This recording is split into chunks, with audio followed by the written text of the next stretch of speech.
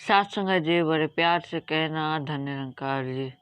एक गांव में सोहनलाल और उसकी पत्नी शांति देवी एक जवान बेटे के साथ रह रहे थे। सोहनलाल एक मेहनती और ईमानदार व्यक्ति थे, लेकिन उनमें कुछ बुरी आदतें थी। वो हर रोज शराब पीते था। उसे इस नशे की लत लग गई थी। अपने दिन की आधी कमाई को नशे में लगा देता था और नशे के हालत में दान धर्म कर देता था। उसकी इस आदत की वजह से उनकी पत्नी को घर चलाने में दिक्कत हो रही थी। इसलिए लगभग हर रोज उनके घर में तनाव का माहौल रहता था। एक दिन उनके गांव में सत्संग हो रही थी। गांव के कुछ लोग सत्संग के फायदे के बारे में चर्चा कर रहे थे। ये बात शांति देवी को पता लगी तो उन्होंने अपने जवान बेटे के साथ संगत में जा पहुंची। उन्होंने देखा कि गांव के सारे लोग अपने अपने समस्या को लेकर महात्मा जी के पास जा रहे हैं। वो महात्मा देखने में दिव्य व्यक्ति प्रतीत हो रहे थे। शांति देवी ने अपने बेटे के साथ महात्मा जी के समक्ष जाकर उनके चरण स्पर्श करने लगे। चरण स्पर्श करते वक्त उनके आंखों से आंसू रुक नहीं रहे थे। महात्मा जी ने पूछे, क्या बात है देवी, आप बहुत ही चिंतित प्रतीत हो रहे हो। शांति देवी ने महात्मा जी को संबोधित करते हुए बोले, बाबा जी, मेरे पति के संकल्प लेने की शक्ति कमजोर हो चुकी है।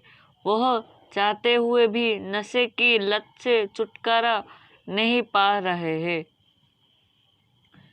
इस आदत ने जहां हमारी घर की आर्थिक स्थिति को डामाडोल कर दिया है, वहां हमारी पारिवारिक सुख शांति भी पंख लगाकर उड़ गई है।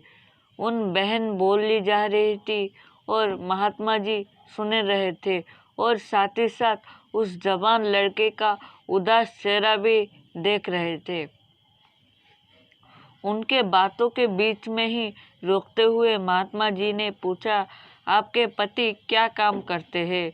उस बहन ने एकदम उत्तर दिया, हमारी छोटी सी दुकान है।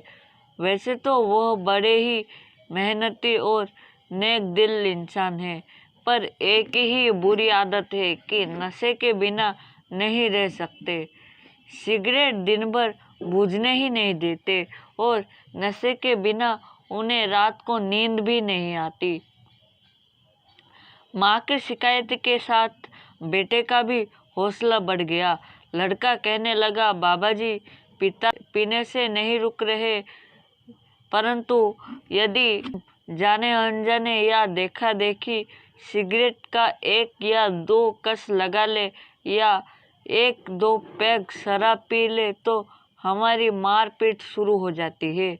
वो आपसे बाहर हो जाते हैं। महात्मा जी ने बच्चे को संबोधित करते हुए कहने लगे, बेटे, आपको तो अपने पिताजी का धन्यवाद करना चाहिए कि वह तुम्हें जीवन की ऊंचाइयों पर देखना चाहते हैं। यदि वह आपको नशे से दूर रखते हैं तो स्पष्ट है कि वह नशे की बुराइयां और नुकसान से वाकिफ है और नहीं चाहते कि जो नुकसान उनकी सेहत, पारिवारिक वातावरण और आर्थिकता का हो रहा है, आप भी वो नुकसान जिंदगी भर बर्दाश्त करते रहे। रही बात उनकी इस नशे को छोड़ने की, तो हो सकता है कि वह अंदर से चाहते हो, लेकिन यह नशा उनके खून में इतना रच गया है कि उनके बिना वह रह ही नहीं सकते हो।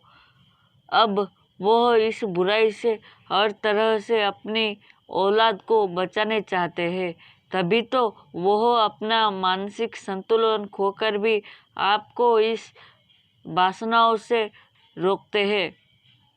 तुम्हें अपने पिताजी का सम्मान करना चाहिए और उनके काम में अपना हाथ बटाना चाहिए।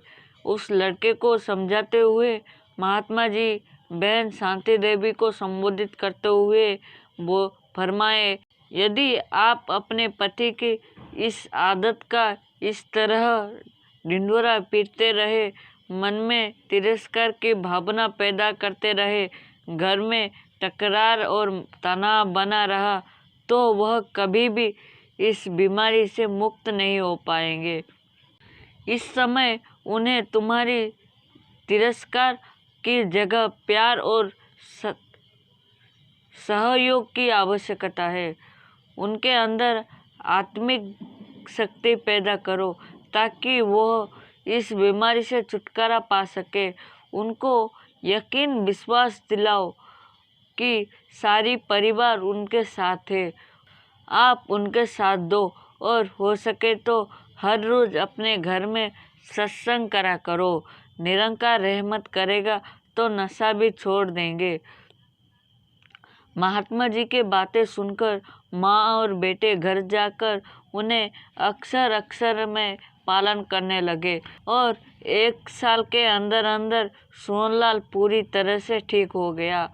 1 साल के बाद वो तीनों मिलकर महात्मा जी के पास गए, ब्रह्म ज्ञान प्राप्त किए और सेवा सुमिरन सत्संग करते हुए अपना जीवन खुशियों और आनंद से बिताने लगे। साथ संगत जी, प्यार में इतनी ताकत है कि हमें इसे अपने जीवन में उपयोग करके एक अच्छी परिवार और एक अच्छी समाज और एक अच्छी देश निर्माण कर सकते हैं। इसलिए साथ संगत जी, प्यार से कहना धन्य निरंकार जी।